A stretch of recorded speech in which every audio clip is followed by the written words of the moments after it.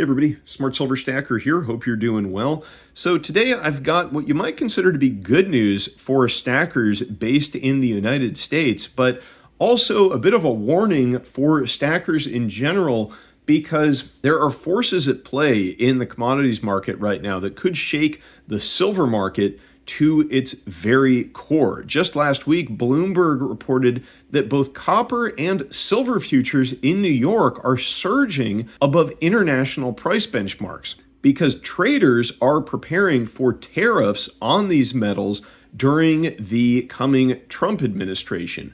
But it's more important than just premiums surging in the futures market. What's actually happening is that physical silver metal is being drained from London warehouses. The LBMA's silver holdings right now are sitting at record all-time lows. If the trend continues, it could actually mean that there simply isn't enough silver to go around, and anyone who is holding ounces of physical silver located inside of the United States is going to be on the right side of this trade. So let's get to it. Buy your gold and silver at SD Bullion. Right now, new customers can get gold or silver at spot by visiting sdbullion.com/new.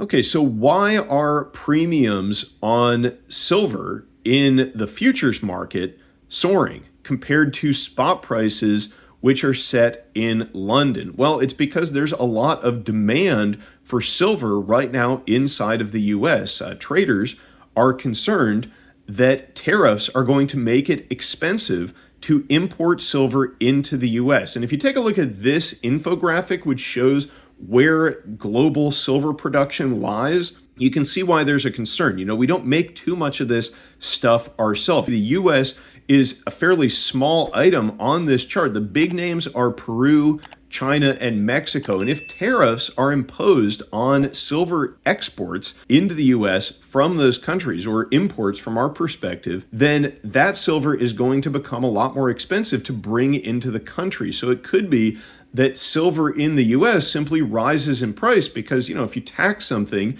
tax the importation of that material, it's going to rise in domestic markets. And that's exactly what we're seeing in the silver futures markets. Right now, COMEX future silver has risen to as much as 90 cents per ounce over the spot price, which is set in London. And what this is doing right now is it's incentivizing traders to ship their silver from London warehouses to the COMEX. You can buy the silver for a discount in London. You send it to the US, to the COMEX, where it can be sold for, at this point, 90 cents higher than what you bought it for.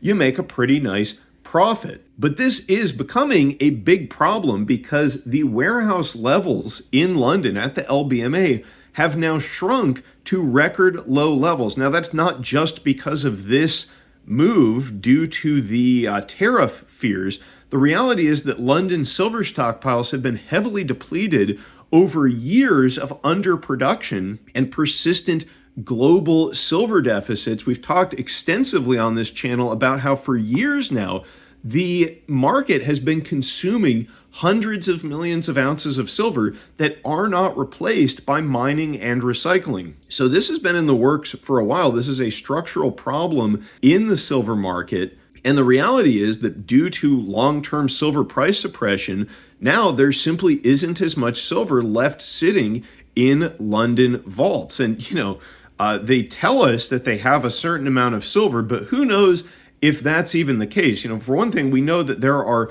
hundreds and hundreds of ounces of paper silver that are traded for every single ounce of underlying physical silver.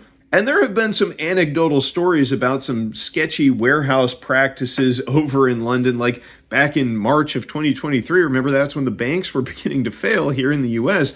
Well, around that time, JP Morgan purchased $1.3 million worth of rocks that they believed were nickel because they had been mislabeled in a London Metals Exchange warehouse. So, you know, I'll leave you to be the judge of whether or not the silver that they tell us is there or not. But all I'm saying is that, you know, if you don't hold it, you don't own it. And sometimes the numbers at the LBMA might just not entirely represent reality on the ground. But according to the official numbers, And what's occurring again is there's an arbitrage difference. So you can buy it cheap in London, send it to the US, sell it for a profit. But there are some issues with that. There are some logistical bottlenecks, for example, transporting silver from London to the US.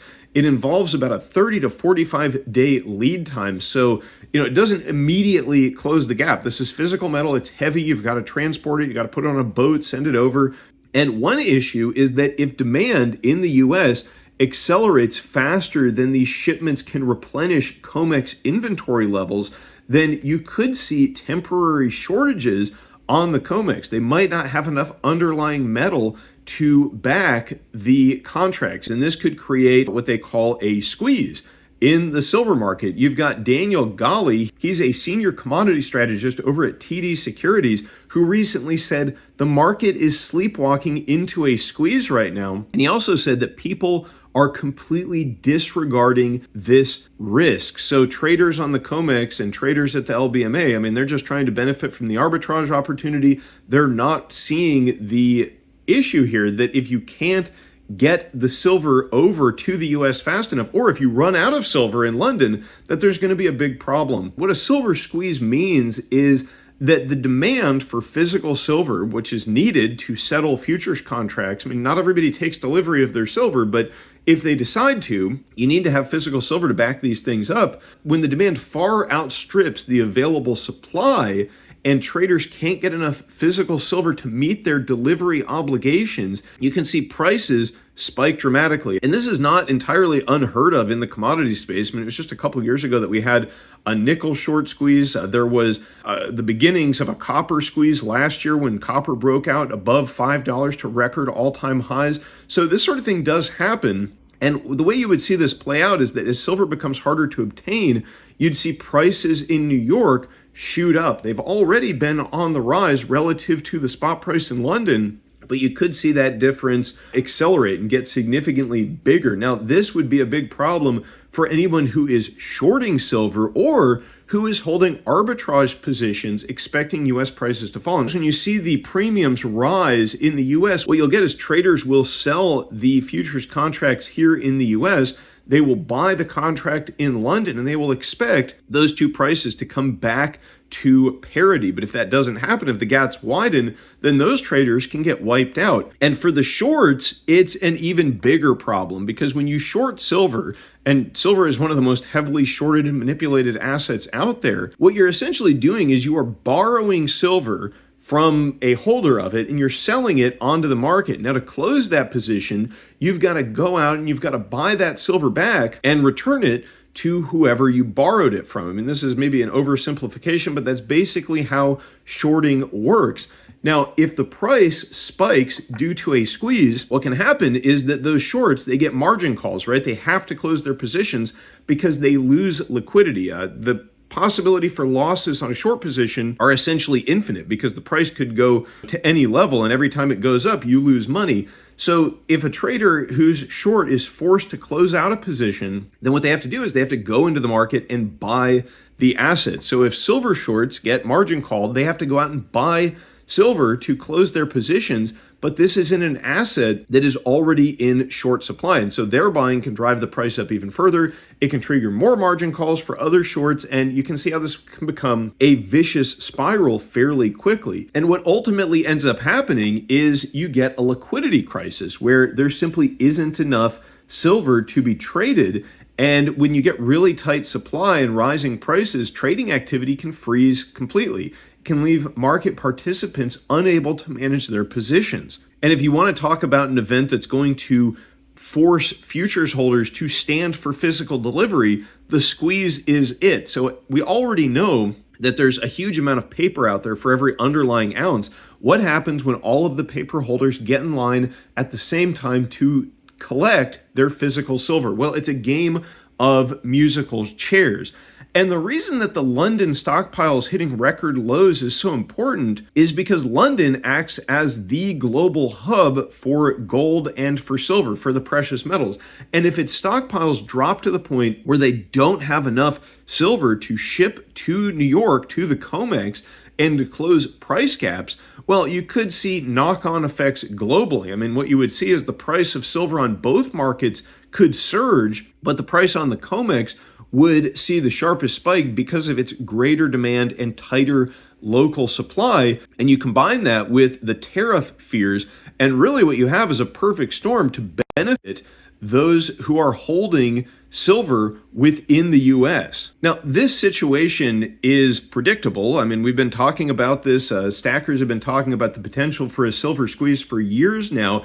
And the tariff issue isn't the real problem. I mean, in a healthy market where you don't have, rampant price manipulation, naked shorting, massive structural deficits, tariffs wouldn't necessarily be a big problem. But if tariffs start to drive a significant amount of demand for metals that may become taxed, they may be tariffed. This is like the pin popping the bubble, but in this case, it's not really a bubble. It's a massive structural problem within the silver market, which is being exposed by these tariff fears. Years of underinvestment in silver mining and suppressed prices, it basically means that global production can't ramp up quickly enough to deal with any increase in demand. And that's going to create prolonged tightness in supply. It takes years to bring a silver mine online and to expand production. And the reality is that if London's silver stockpiles are already drained and this steady flow of silver to the US is further reducing